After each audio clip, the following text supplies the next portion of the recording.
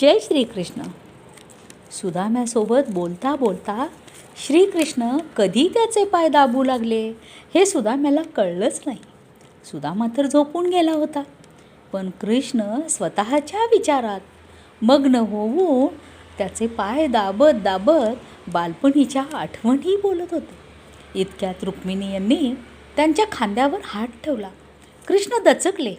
आधी त्यांनी रुक्मिणीकडे पाहिलं, मग सुदाम्याकडे, आणि परिस्थिती समजताच तेथून उठून आपल्या कक्षात आले.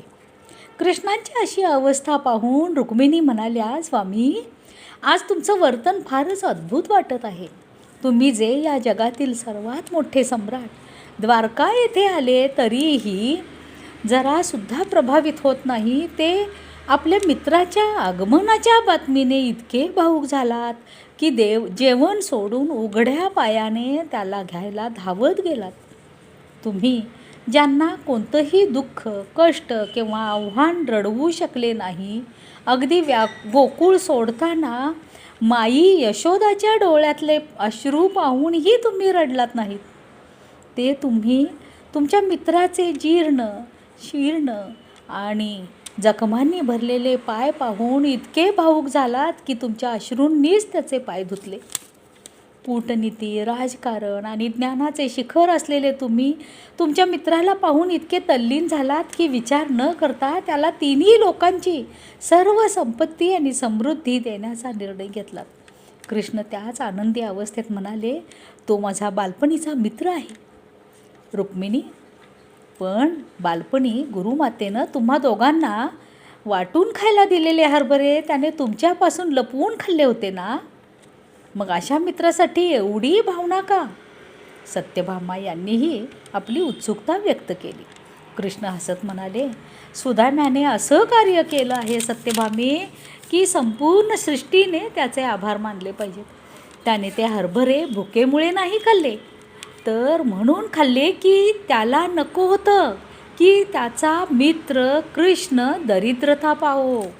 त्याला माहिती होतं की ते हरभरे आश्रमात चोरांनी सोडून दिलेले होते आणि ते एका ब्राह्मण स्त्रीच्या घरातून चोरले होते.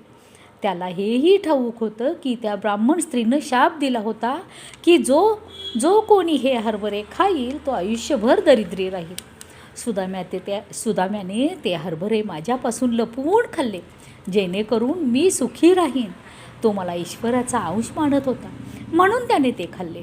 कारण त्याला वाटलं की जर ईश्वरच दरिद्री झाला तर संपूर्ण सृष्टीच दरिद्र होईल. सुदाम्याने संपूर्ण सृष्टीच्या कल्याणासाठी स्वतः दरिद्र होणं स्वीकारणं. इतका मोठा त्याग रुक्मिणीच्या तोंडून आपोआप शब्द निघाले. माझा मित्र ब्राह्मण आहे. रुक्मिणी, त्याच्या हृदयात जलकल्याणाची भावना ओसंडून भरलेली असते, काही अपवाद वगळता. आता तुम्हीच सांगा, अशा मित्रासाठी हृदयात प्रेम निर्माण होणार नाही तर काय होणार? गोकुळ सोडताना मी म्हणून रडलो नाही, कारण मी रडलो असतो तर माझी माई प्राण सोडली असती. पण माझ्या मित्राचे असे पाय पाहून, त्यातील जखमा पाहून माझं भरून आलं.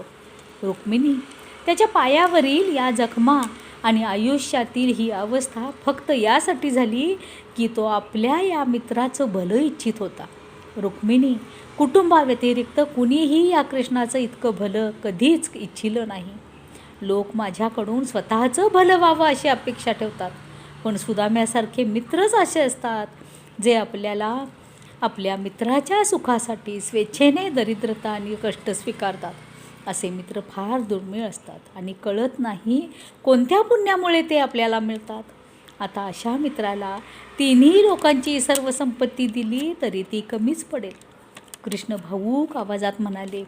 इथे कक्षात सर्व राण्यांच्या डोळ्यात अश्रू होते आणि तिथे कक्षाबाहेर उभा सुदामा, याच्या डोळ्यातूनही गंगा यमुना वाहत होत्या. जय श्रीकृष्ण.